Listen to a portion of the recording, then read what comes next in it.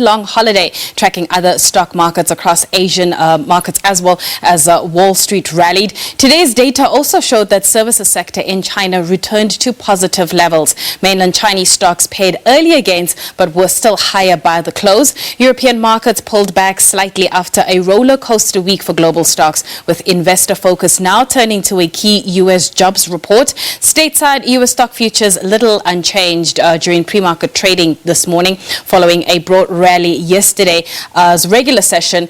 And then, of course, we did have the Senate agreeing to raise the debt ceiling into September. As we wrap up the week, we're going to be talking to our market analyst, that is Nesson Naya, who is from SASFN. Nesson, thank you so much for your time. I mean, there's a lot that's been happening this week. Some of the themes from last week have probably crept into market activity. What would you say are some of the key themes for you as you look back at the week that was?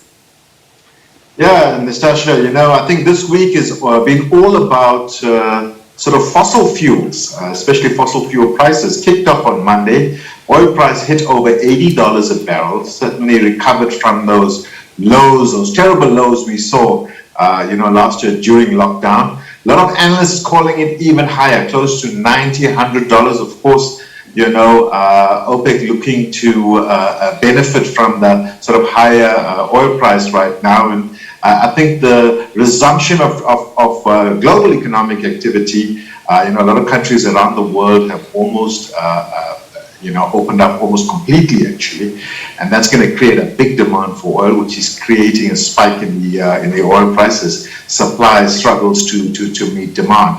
So interestingly enough, also not just oil, on the coal price.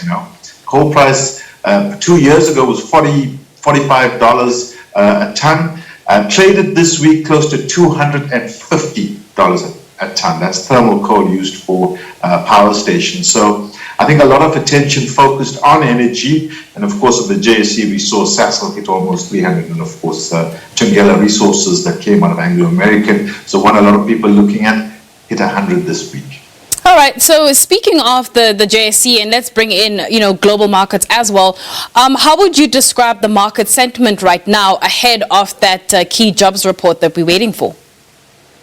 Yes, I think the market is not as nervous as what I would have thought. I mean, obviously the futures are treading water a little bit, but yesterday's market movement was very solid indeed. If you look back on, I'm talking about the US markets now. If you look back on Wednesday, it opened in the red and finished up well into the green. So, unless there's a drastic surprise on these numbers, I think the market is probably looking for a bit of a recovery. Remember, previously we saw the print at, I think it was 235,000, so it missed expectations by quite a lot.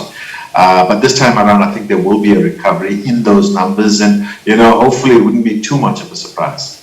Right. So what will investors be looking for when this report comes out? What will be key for you?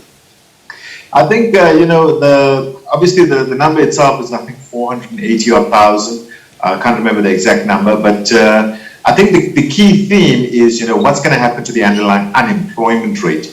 Is it going to go up? Is it going to go down? And at the moment, we're expecting an improvement from 5.2 to around 5.1. And I think that would give a good indication, that the U.S. economy is slowly, as far as employment is concerned anyway, slowly getting back to some kind of normality. Of course, you did mention the debt ceiling was raised by about 400 odd billion.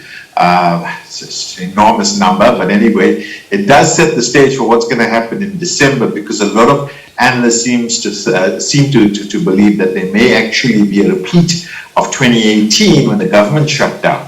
So I think the market for the moment is taking what good news it can, and right now, everything seems to be going in favor of a stronger sort of market in the next few weeks.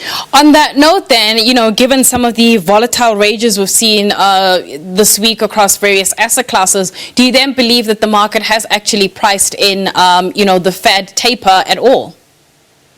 Yeah, so I think the market is a little bit ambivalent on that. I'll explain why. On the one hand, there's fears of higher inflation, obviously driven by that higher oil price and energy prices in general.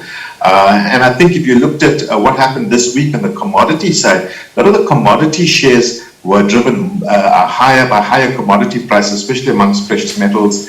And one got the sense, certainly, that there was this expectation of higher inflation, which would cause the Fed to taper and ultimately to increase rates. But at the same time, the US just increased the debt ceiling.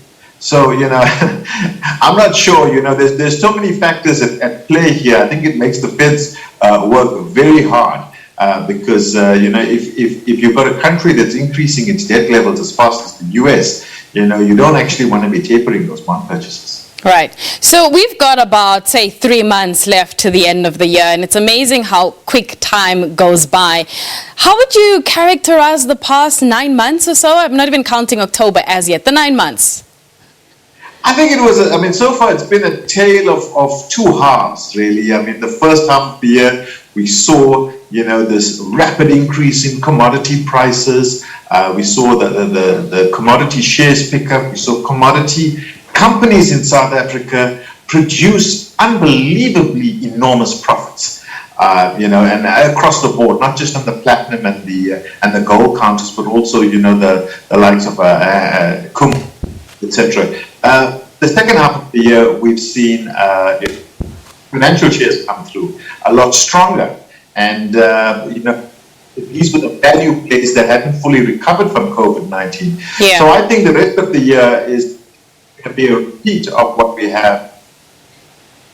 All right, Nesson, thank you so much for your time. That is Nesson Nair from SASFIN. And as I look at the screen right now, about an hour ago, we had the bond yields, the US 10-year, briefly touching 1.6% ahead of that report that we are waiting for from the US. And those are the notable movers, that US 10-year yield. We're going to take a quick break. When we come back, we'll have my colleague Diabo Seto with SME On Point, and we also have Your Money.